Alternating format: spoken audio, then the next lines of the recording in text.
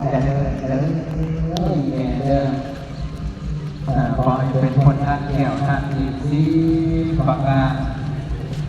ขอให้ความเป็นบุญเป็นกุศลปีใหม่ฝากใหม่ปีละข้าวคำละเทือมอบรองจากนั้นโมทนาต่อยอดต่อยอดผู้หาผู้ชี้ผู้เลี้ยงผู้หน่อยผู้การพอดีแม่ลูกป่าเอาอาเบาสาวเป็นบุญเป็นกุศลมาผ่าสื่อผ่าเสียงเนี่ยพระดาพระพุทธศาสนานี่คือการผู้หาผู้ซิบผู้เด็กผู้น้อยตื่นกันมาเป็นเจ้าภาพกระโดกุฏิใหญ่3 สันมาประวัติโอโปโมทนาอธิษฐานเอาเป็นบุญเป็นกุศลแล้วมาสร้างหนักกระทำบุญปีละข้าวกำละเทืออะไรมาอีกเดียวของพ่อของแม่จันทร์บางบนสวรรค์นี่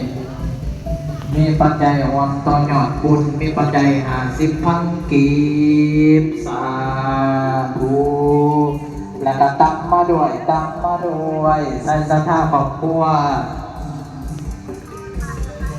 แม่บุญทอนบัตรพันไตมีปัจจัย50สังจะได้มีมาต่อเด้อว่าเงินทองหล่นเต็มจงจะหล่นไทยบ่เก็บบ่อยเจ้าไรกุ้งไทยบ่อยเจ้ามีสัตว์ตัวว่า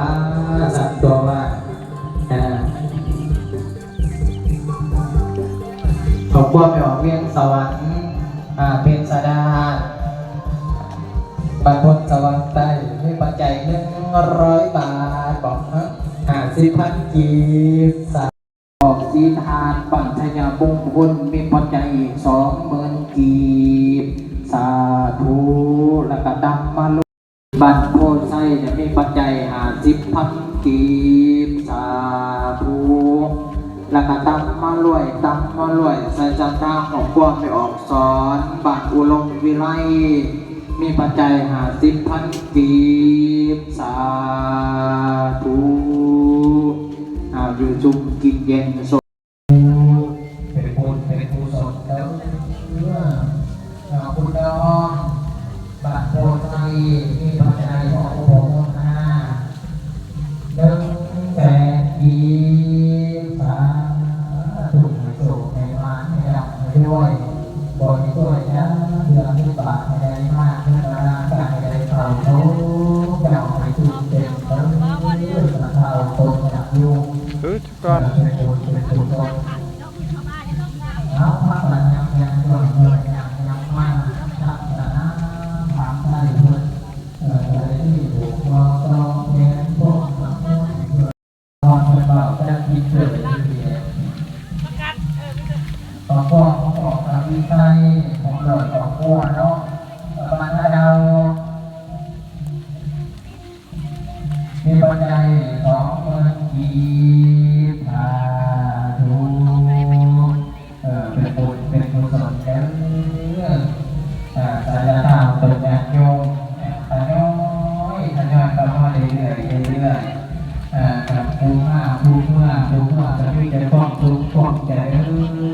ผู้อยู่กับผู้การมาสร้างกระทำบุญมาเสริมบารมีผู้เล็กผู้น้อยเพิ่นว่าผู้หาผู้ซีเป็นบุญเป็นกุศลเพิ่นว่า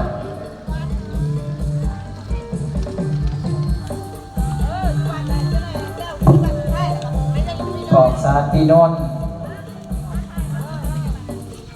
เรื่องสินธิดาอินทิราบันตันตนาตันสีใจมีปัจจัยของโปกธนากะโลกแกน1มีปัจจัย150,000 กีบสาธุให้โศกให้มานให้ดำให้ต่อยอดสารตนญาติโยมผู้หาผู้ซิบผู้เด็กผู้น้อยตื่นกันมาบวชเป็นเจ้าภาพเจ้าศรัทธาสร้างนำกระทำบุญ